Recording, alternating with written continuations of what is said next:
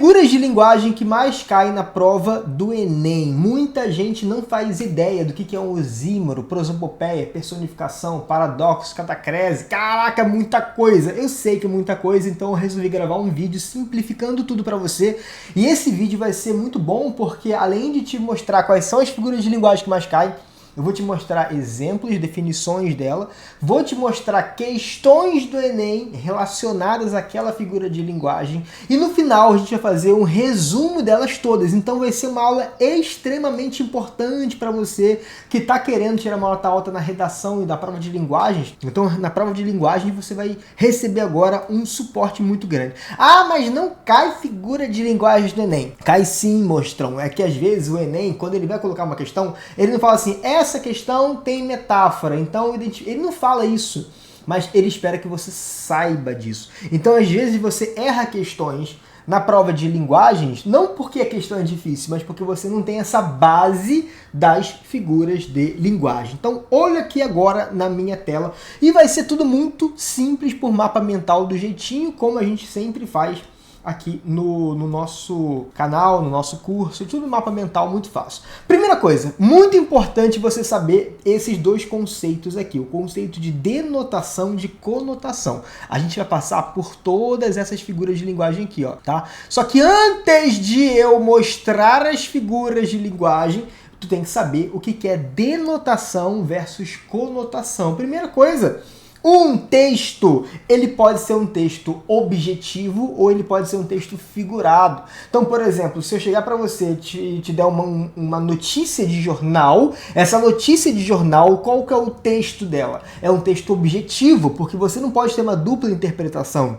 Então, para não ter duplas interpretações, qual que é o tipo de linguagem que ela usa? Uma linguagem denotativa, também chamada de linguagem literal. E um texto de linguagem literal, ele utiliza a função referencial da linguagem. Olha, você tem que saber funções da linguagem. Figura de linguagem é uma coisa, função da linguagem é outra, tá? Não vou conseguir explicar aqui quais são as funções da linguagem, mas se você quiser que eu faça um vídeo aqui sobre funções da linguagem que mais cai na prova do Enem, bota nos comentários assim, profinho, faça este vídeo. Não sei quando eu vou fazer, mas bota aí caso você queira. Se você não quiser esperar esse vídeo sair, considere se inscrever agora no meu curso de linguagens, método Linguagem Sem Segredos. Lá eu explico todos os conteúdos que caem na prova de linguagens, tipos textuais, gêneros textuais, funções da linguagem.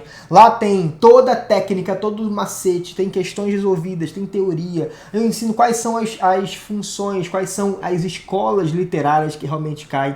Eu te ensino tudo que você às vezes nem aprendeu na escola, mas vai aprender. E muitas vezes na escola você vê 40 milhões de conteúdos, só que no Enem caem tipo 2, 3 conteúdos. Então o método Linguagem Sem Segredos é para você ter muito mais resultado em linguagens estudando menos da metade da matéria. Eu sou professor de cursinho há mais de 10 anos.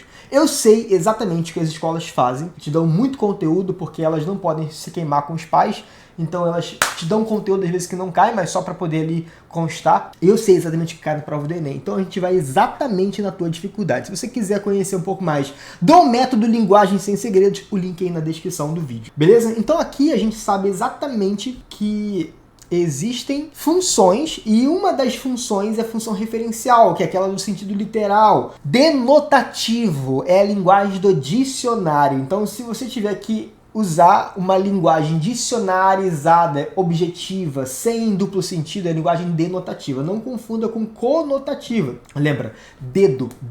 O dedo é uma coisa real. Dedo é uma coisa que existe, uma coisa que é literal. Então, dedo, denotativo, dicionário, linguagem real.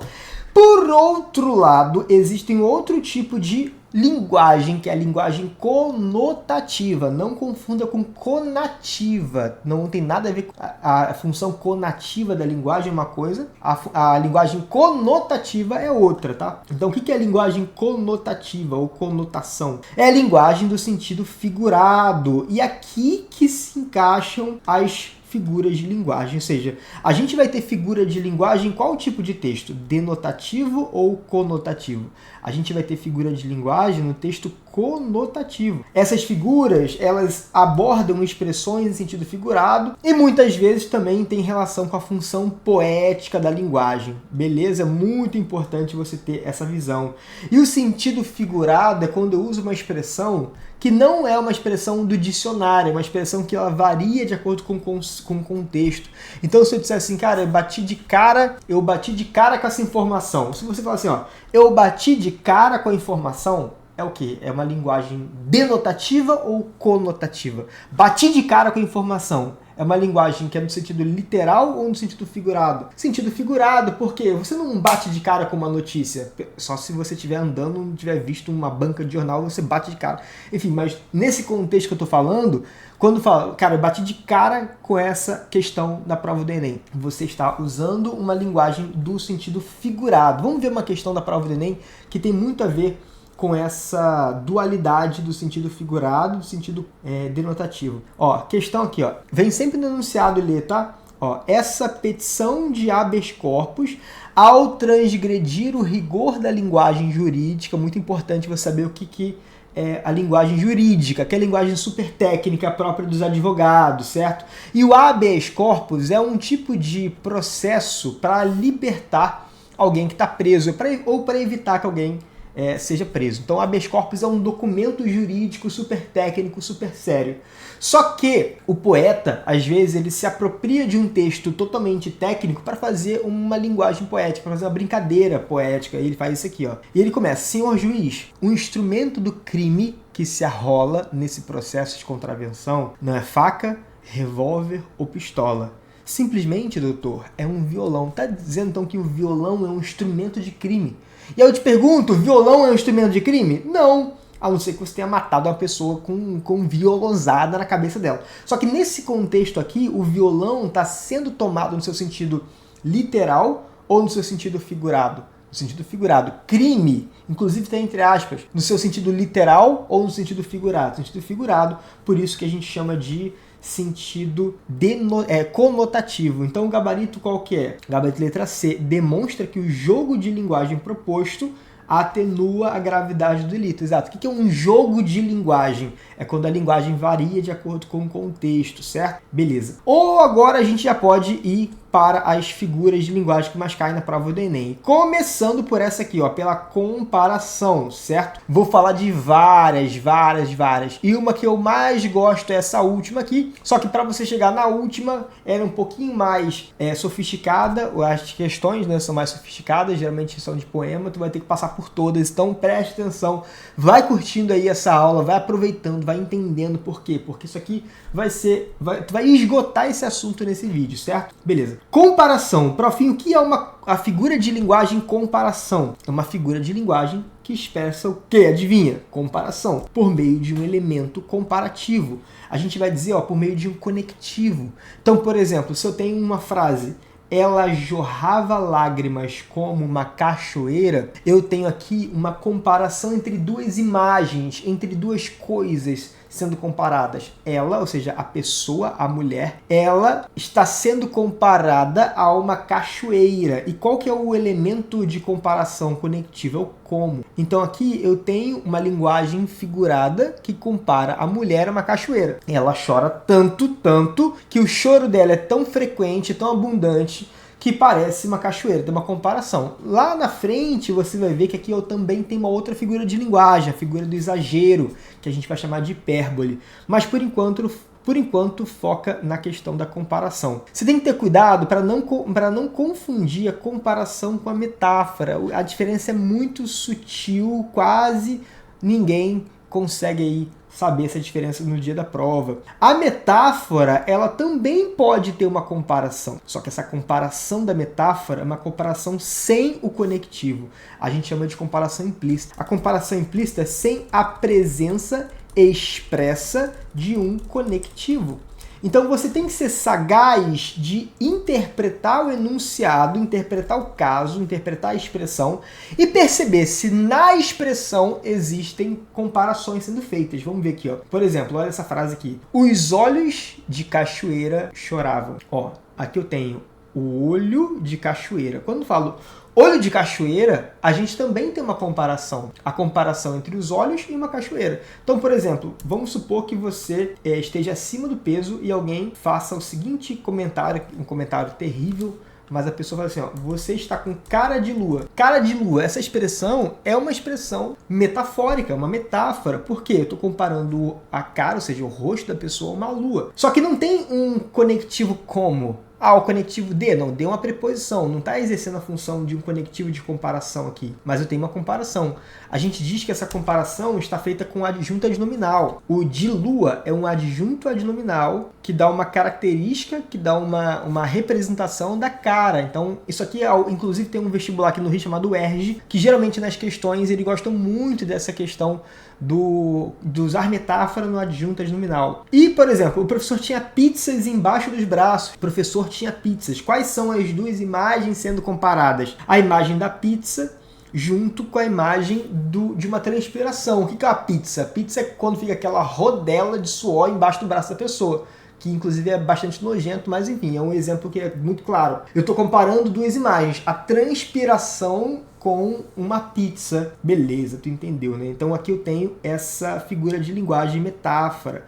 Além dessa questão da comparação, eu também posso ter metáfora quando eu tenho afirmações figuradas. Chorei saudades. Aqui não é bem uma comparação, mas a gente sabe que é algo impossível no campo real de acontecer. Chorar saudade. Você chora lágrima. Você chora água. Nem água, né? Lágrima. Então, chorei saudades é uma afirmação figurada, uma afirmação fictícia. E a gente também vai chamar de metáfora. Beleza. Olha essa questão aqui da prova do Enem. Nesse texto de opinião, as marcas linguísticas revelam uma situação distensa. O que é distensa? Algo que é informal, sem tensão, sem tanta tensão ali de ter que falar sério, de ter que falar formal. O que se evidencia pelo... E aí, beleza, vamos lá. Quais que são Enfim, eu não vou ler o texto porque o foco aqui não é a gente fazer a questão, mas sim comentar a figura de linguagem dentro da questão. Então, a resposta certa é a letra E, emprego de metáforas. Vou até deixar aqui a imagem da questão inteira, caso tu queira dar uma pausa no vídeo e resolver sozinho, resolva aí. Se tu não quiser, só ouça aí o meu comentário. Letra E é o gabarito, emprego de metáforas. Agora, olha o exemplo da metáfora. A vida engata uma primeira e sai em disparada. Você percebe que aqui eu tenho uma linguagem figurada. Quando eu falo a vida engata uma primeira e sai em disparada, eu tenho ali como se a vida estivesse dirigindo. E de fato, metaforicamente, a vida dirige. A vida nos leva para os caminhos. Então, eu estou usando a linguagem metafórica ali. Engata uma primeira, como se estivesse engatando uma marcha e sai em disparada. Linguagem metafórica, uso de metáforas. Metáfora, tu entendeu? Entendeu? Se você entendeu, comenta metáfora, ok. Vai comentando aí para eu saber que você entendeu. Bota aí nos comentários do vídeo. Metonímia. A metonímia é uma situação em que eu substituo na minha fala uma palavra por outra, que tem um sentido equivalente. Por exemplo, a gente usa aqui muito, tá, na nossa linguagem. Quando você fala assim, eu entrei no YouTube, eu quero que você agora analise essa frase. Eu entrei no YouTube. Olha, a gente está substituindo uma palavra por outra. Por quê? Se a gente tivesse que usar a linguagem no sentido totalmente literal, deveria ser eu acessei uma plataforma de vídeos na internet chamada YouTube. O YouTube é a plataforma, é o nome inclusive da empresa. Só que você não diz no teu dia a dia, eu acessei uma plataforma de videoaula chamada YouTube. Não, você fala, eu entrei no YouTube. Então, quando eu falo entrei no YouTube, eu estou substituindo plataforma de videoaula por YouTube. Isso fica mais claro também quando tu dou exemplo assim, comi um prato de arroz. Você não comeu o prato de arroz, você comeu o arroz que estava no prato. Mas quando você fala, cara, comi um prato de arroz, você está substituindo ali. O jeito certo, né, denotativo de falar seria, eu comi 300 gramas de arroz que estavam contidos nesse prato. Tu fala assim, eu comi 300 gramas de arroz que estavam contidos nesse prato. Não, tu fala, comi um prato. A mesma coisa acontece com comi miojo. Miojo, na verdade, é o nome da empresa empresa, o nome da marca. Você comeu macarrão instantâneo. Macarrão instantâneo é o nome daquilo que você comeu. O miojo é o nome da marca. Inclusive, a gente usa várias situações assim que, em vez de falar o nome do que a gente efetivamente usou ou comeu, a gente fala o nome da marca, porque a marca, ela se tornou praticamente sinônimo daquilo que ela produz. Então, por exemplo, você fala assim, usei cotonete. Cotonete é o nome da marca. Você usou... como é que é o nome? Como é que seria? Nem sei se falar o nome. Hastes de plástico com pedaços de algodão na sua ponta. Hastes flexíveis de plástico com pedaços de algodão em sua ponta. Tu não fala isso. Tu fala, usei o cotonete. Outra, sei lá, usei Gillette. Gillette também é o nome da marca. Usei Bombril. Bombril é o nome da marca. O certo seria o quê? Seria esponja de aço. Então aqui a gente tem uma substituição de uma palavra por outra. E uma coisa muito importante, uma outra frase que caiu numa prova, que era o seguinte, ó, as paredes têm ouvidos. As paredes têm ouvidos. Isso aqui, galera, também é um tipo de metonímia. Porque não é que as paredes estão me ouvindo, é que existem pessoas próximas de mim, atrás das paredes, nos ouvindo. Então, paredes têm ouvidos é uma metonímia. Isso aqui não é aquela personificação? Não, a parede não virou um transformer para te ouvir. Não, né? A minha iniciativa era falar que existem pessoas ali perto de mim que estão ouvindo o que eu estou falando e elas não estão aparecendo porque elas estão atrás da parede. Sabe que a pessoa bota o ouvido atrás da parede? Então você está substituindo a palavra parede, mas na verdade tu deveria usar as pessoas têm ouvido e as pessoas estão escondidas me ouvindo. Uma outra expressão também que gera muita dúvida na galera, gerou numa prova que teve no vestibular, foi esse aqui, ó.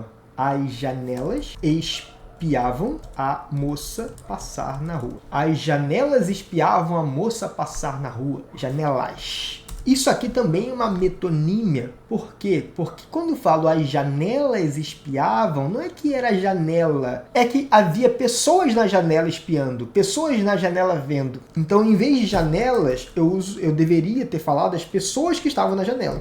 Então aqui eu tenho uma metonímia. Show? Metonímia é a substituição de uma palavra por outra por aproximação de sentido. Muito bom. Então a gente agora já sabe o que é a metonímia. Vamos para catacrese. Meu Deus! O nome é feio, mas o significado é bem tranquilo.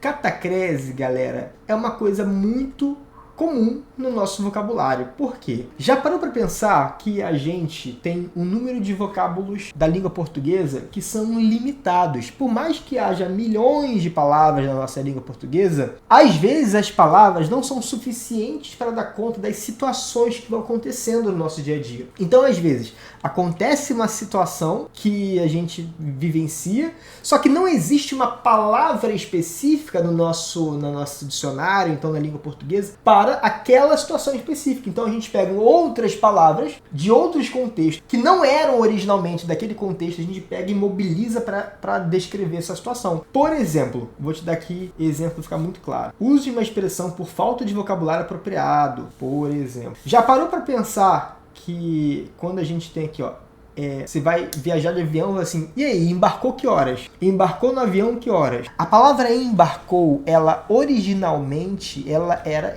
Embarcar significa o quê? Entrar num barco. Só que, quando o barco ele veio antes do avião, certo? Quando o avião começa a ser desenvolvido, quando as pessoas criam o avião, os aeroportos, inclusive está passando um avião aqui agora em cima, não há uma palavra específica para entrar no avião. Então, o que a nossa mente fez? Isso ficou incorporado na língua portuguesa. A nossa mente ela foi lá no nosso léxico, na nossa cabeça, e pegou uma palavra que era de uma outra situação parecida e colocou nesse contexto. Então, embarcar no avião, a gente usa embarcar porque não existe uma palavra apropriada para aquele sentido, então a gente usa esse aqui, tá? Ou então, às vezes, até existe, mas a palavra ela é muito fora da nossa realidade. Por exemplo, aqui, ó, batata da perna, cebola do ombro, esse negócio aqui, ó, cebola do ombro. Nem sei nem qual é o nome desse músculo aqui da cebola do ombro. Então, justamente por não saber o nome desse músculo da cebola do ombro, a gente dá o nome de cebola do ombro. É até um tipo de metáfora também, tá? Essa catacrese. É uma espécie de metáfora. Batata da perna, você tem isso aqui, ó, por exemplo, aqui, ó. Eu tenho uma tatuagem na batata da perna. Cadê minha tatuagem? Olha, minha tatuagem na batata da perna.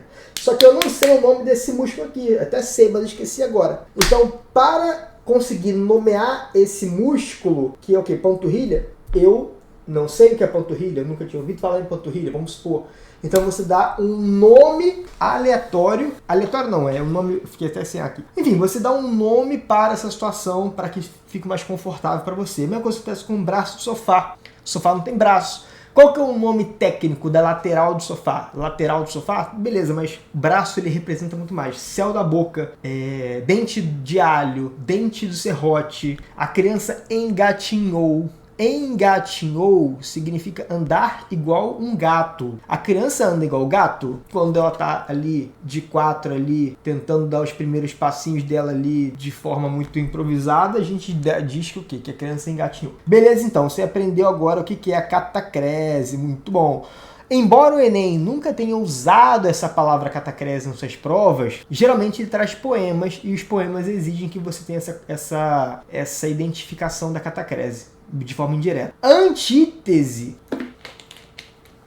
A antítese é o uso de palavras com sentidos opostos para dar uma sensação de... para trazer um pouco de expressividade para o texto. Então, por exemplo, quando você fala assim, ó, eu adoro todas as dores e as delícias. Adoro todas as dores e as delícias dela. Então, eu tenho aqui duas expressões que são opostas, que elas estão ali combinadas para dar mais expressividade. O uso de expressões opostas dentro de uma mesma frase, de uma mesma comunicação. Essa questão aqui da prova do Enem, que era um poema do Luís de Camões, um soneto de Camões, que diz: o poema tem como característica a figura de linguagem denominada antítese, relação de oposição de palavras ou ideias. Essa é a opção que apresenta essa posição fica mais clara. Letra B, o gabarito, ó, é um contentamento descontente. Então, contentamento é quando a pessoa fica ali feliz, e o descontente em que ela fica infeliz. Então, uma combinação de duas palavras de sentidos opostos de uma mesma frase. Beleza.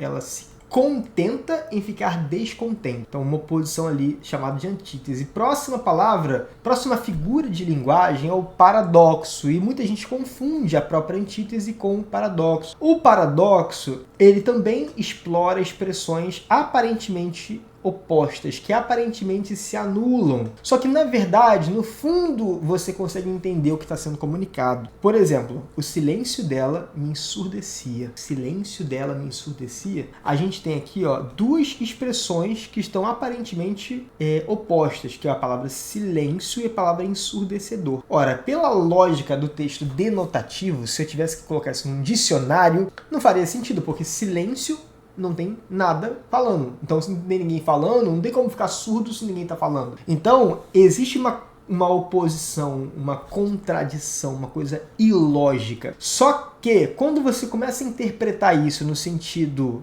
figurado, você começa a entender. E aí tem que dar uma viajada e perguntar, cara, em que situação isso aconteceria? Imagina que você casou, primeiro dia de casado, e você resolve sair com seus amigos para boate. No primeiro dia de casado, e você não volta para casa, volta 3 dias depois. Aí você volta 3 dias depois, a tua esposa tá te esperando, e você fala assim, ei, meu amor, tudo bem? E ela não responde nada, ela fica um dia inteiro muda, ali, bolada com você, e você nervoso, caraca, será que meu casamento acabou? E você não sabe o que está acontecendo, e aí, de repente, o quê? O silêncio dela, ele é tão perturbador, esse silêncio que ela faz era tão ruim pro teu relacionamento casado, que ele te ensurdece, ou seja, que ele te perturba muito a cabeça, você fica pensando em várias coisas. Enfim, é como se o paradoxo fosse uma contradição no nível do conteúdo. Então aqui eu tenho uma incoerência no nível do conteúdo. Tem que analisar o conteúdo para saber,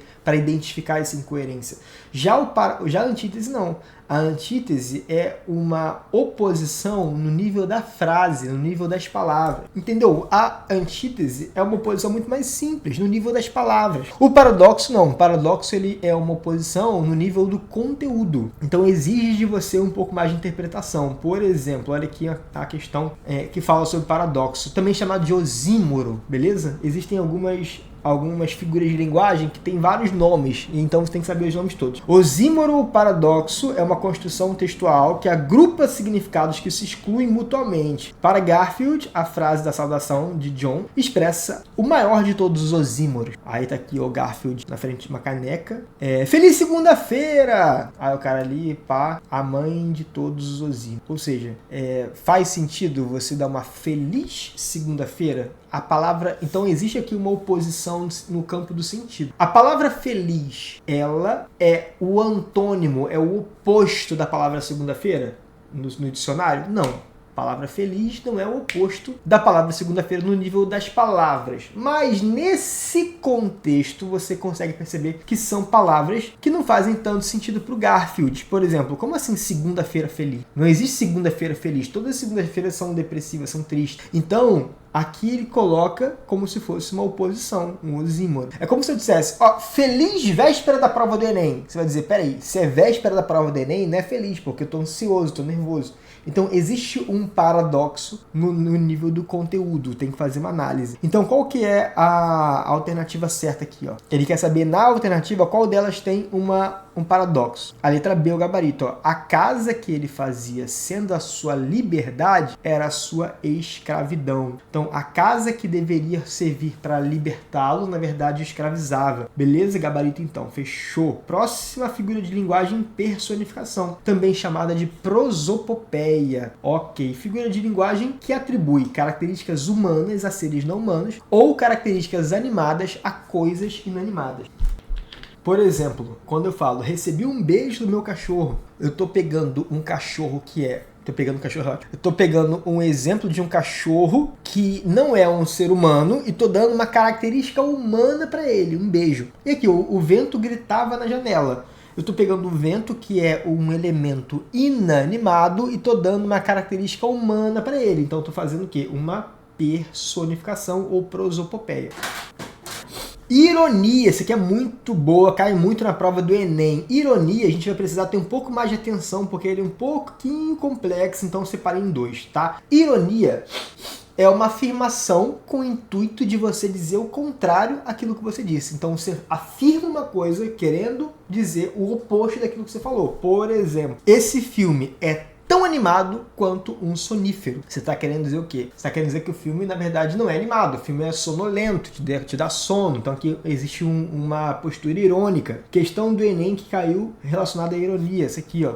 Olha aqui, ó. No mundo conectado não há preconceito. Aqui embaixo, Soloro. Essa aqui é uma ironia, porque no mundo conectado há sim preconceito. Aqui embaixo, ó. Soloro, alto, loiro e sincero. Cara, não era nem alto, nem loiro, nem sincero. No mundo conectado não há ignorância. Lê pra quê? Tem tudo na Wikipédia. E não há covardia. Nova mensagem. Eu não te amo mais. Quando a mulher o cara terminou com a menina pelo WhatsApp. Então, nesse mundo conectado não há preconceito, não há ignorância, não há covardia. Olha só que coisa boa, não há nada disso. Na verdade, existe sim. Foi uma frase irônica, tá? Então, por isso que o gabarito letra A. Nessa tirinha, a postura assumida por seu produtor frente ao uso social da tecnologia para fins de interação e informação. Tal posicionamento é expresso de forma argumentativa por meio de uma atitude crítica expressa por meio de ironias. A ironia, ela é quando você afirma uma coisa querendo dizer seu oposto, e também tem uma outra postura, tá, da ironia, quando ela é uma sátira, uma zoeira, uma crítica. Aqui eu tenho inclusive algumas questões, não vou fazê-las, mas vou deixar aqui elas à mostra, caso você queira fazer, e vou dizer qual que é o gabarito. Você pode dar um print da tela e resolver. O gabarito dessa questão aqui do Enem é letra C, utilizar metáforas e ironias para expressar um olhar crítico, tá? E a próxima, também questão do Enem, letra D de dado, a gabarito dessa aqui, ó, transita entre humor e ironia para celebrar casos da vida cotidiana. E essa aqui é uma questão da UERJ, cujo gabarito também era ironia, beleza? Show de bola. Você pode voltar nessas questões depois, caso queira fazê-las para ter uma visão ainda mais completa sobre ironia. A anáfora é muito legal, é um recurso estilístico, expressivo, para deixar o texto mais estiloso, mais bonito. Repetição ou repetição Repetição de elementos ou estruturas no início dos versos. Quando eu não tinha nada, eu quis. Quando tudo era ausência, esperei. Então vamos lá. Quando eu repito a mesma estrutura, a mesma palavra no começo. Leia a seguir o trecho de um poema do Vinícius de Moraes, tananã, e veja qual que é a figura de linguagem. Isso aqui não é questão do Enem não, tá? O Enem não vem assim tão objetivo. Uma questão de um outro vestibular que eu peguei só para poder exemplificar com você melhor essa estrutura. Tem de piedade, Senhor, de todas as mulheres, que ninguém mais merece tanto amor e amizade, que ninguém mais deseja tanto poesia e sinceridade, que ninguém mais precisa tanto de alegria e serenidade. Então você percebe aqui, ninguém mais, taranã, taranã, que ninguém mais, taranã, taranã, que ninguém mais precisa de taranã. Isso aqui é uma repetição de uma mesma estrutura no começo do verso. A gente chama então de quê? De anáfora. Beleza. Muito bom isso aqui. Isso aqui acontece em vários poemas. Então, por exemplo, você percebeu lá que tem um poema que tem essa repetição, já sabe que é anáfora. Aliteração. Meu Deus! Aliteração é repetição de consoantes dentro de um texto, dentro de um verso, dentro de um poema. Minha mina, minha amiga, minha namorada, minha mina, minha amiga, minha namorada. Percebe aqui, ó, tem uma repetição do MN aqui, ó. Minha mina, minha amiga, minha, para gerar um pouco de sonoridade, para dar embalo à música. Repetição de consoante, M, N, H. Na verdade, consoante que a gente chama de nasais. M, N, H. O H, o N, H, né? O nha, minha, mi, N, nha. Entendeu? Nha. E aqui caiu uma questão cujo texto tem essa repetição de uma consoante. E a finalidade dessa repetição é trazer sonoridade, é para valorizar o som. Por exemplo, esse poema aqui é muito representativo disso. Canção do vento da minha vida. Você vai perceber que aqui houve uma repetição do V e do S, né? Folhas. Por quê? Você vai entender, ó. O vento varria as folhas, o vento varria os frutos, o vento varria as flores. E essa interpretação do fonema V é para representar o próprio som do vento.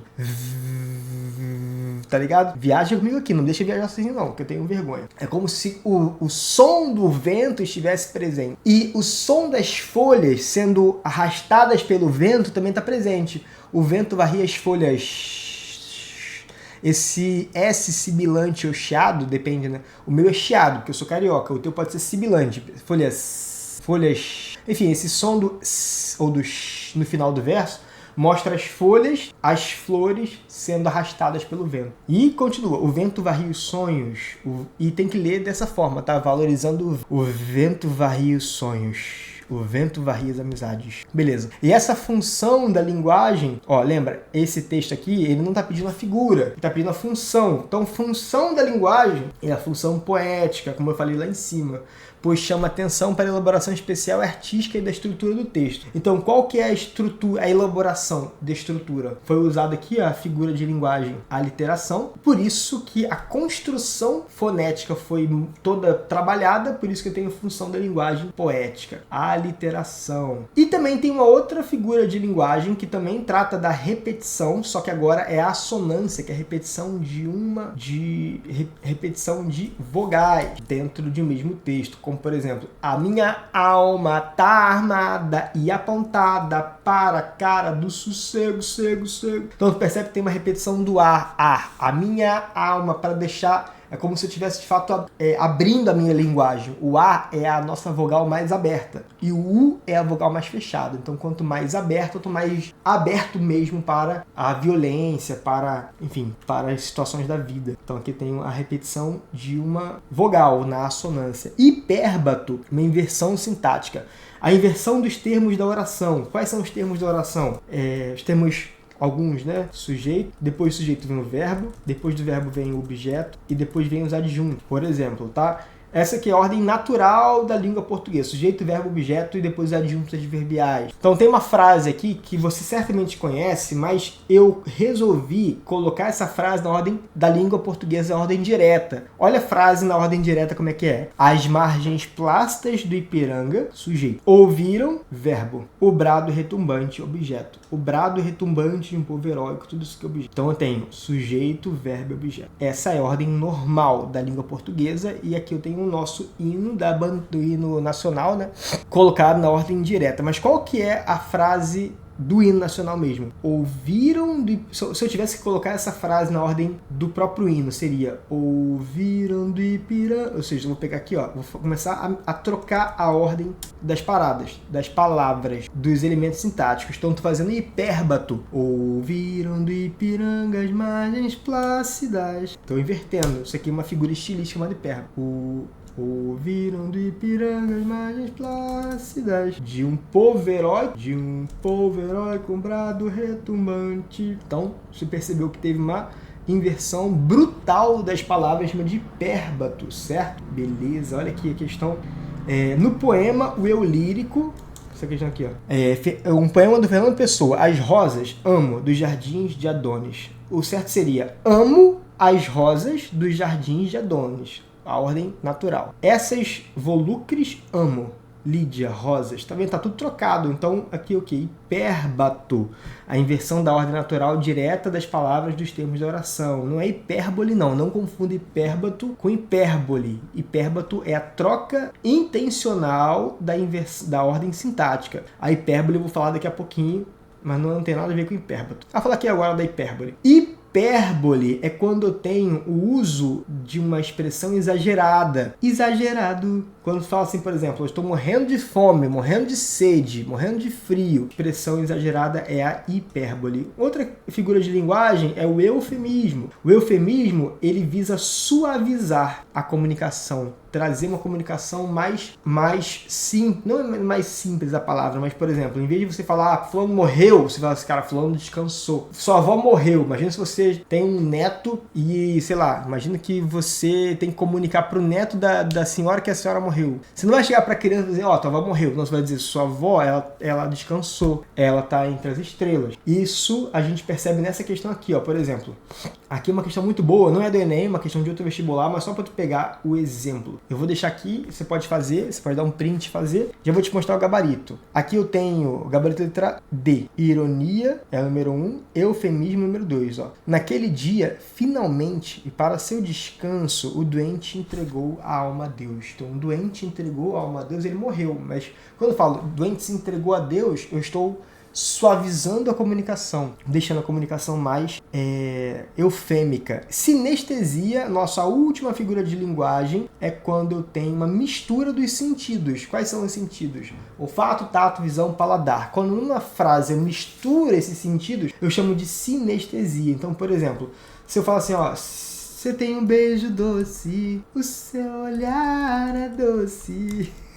Beijo doce. Beijo é quando a pessoa se beija, ela aciona qual tipo de sentido? Ah, é o paladar? Não, não é o paladar, é o tato, né? Beijo, você encosta um no outro. Se for o beijo de língua, aí talvez seja o paladar, mas o beijo você aciona o sentido tato. E o doce é o paladar. Então você misturou o tato, que é o beijo, com o paladar, que é doce. Olhar, você misturou a questão da visão com o paladar. Então tem uma mistura de sentidos aqui, ó. Sinestesia é isso, mistura de sentidos. Exemplo de uma questão da prova do Enem. Embora não opte por viver em uma pequena cidade, o poeta reconhece elementos de valor no cotidiano das pequenas comunidades. Para expressar a relação do homem com algum desses elementos, ele recorre à sinestesia. Recurso é construção de linguagem que mesclam expressões sensoriais diversas. Então, o que é mesclar impressões sensoriais diversas? Mesclar sentidos diversos. Misturar sentidos. Assinale a opção em que observa esse recurso. Então, o gabarito qual? E o pão preserva aquele branco sabor da alvorada. Então, tem uma alvorada. O que é alvorada? A alvorada é quando amanhece. Então, você consegue ver o amanhecer. Então, a alvorada, você aciona a visão para ver a alvorada. Mas quando eu falo sabor da alvorada, tipo, como se eu estivesse dizendo ao sabor do nascer do sol. O nascer do sol não tem sabor, porque você consegue perceber por meio da visão.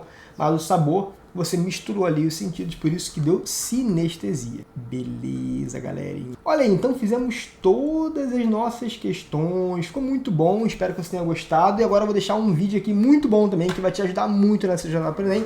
Clica nele e continua assistindo.